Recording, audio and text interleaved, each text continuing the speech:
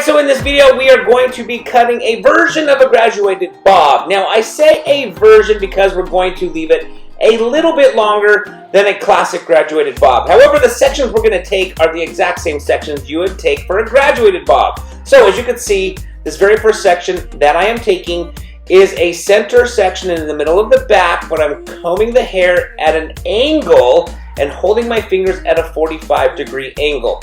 45 in that the hair is going to get shorter as I get down closer to the neck, and the hair gets longer the higher it works its way up the haircut. So the occipital bone, for example, is going to be where the graduation is the longest, but then I'm going to angle that 45-degree angle so that the hair by the neck is the shortest. Now, I'm taking 45-degree angle sections, working my way up the head, basically combing it down to the previous section, which of course is my guide to the graduation, and I'm going to continue this all the way on the right side, just continually taking 45-degree angle sections, combing that hair straight down. The hair is longer at the occipital bone, but my fingers are angled in a 45-degree angle, getting tighter and tighter as we get closer to the neck, as you can see right there. My hand becomes much closer to the actual head. I'm not pulling away like I am in the graduation at the occipital bone. I'm taking my hand and putting it right up against the head to make sure that the hair is cut nice and tight, nice and short there at the bottom of the graduation.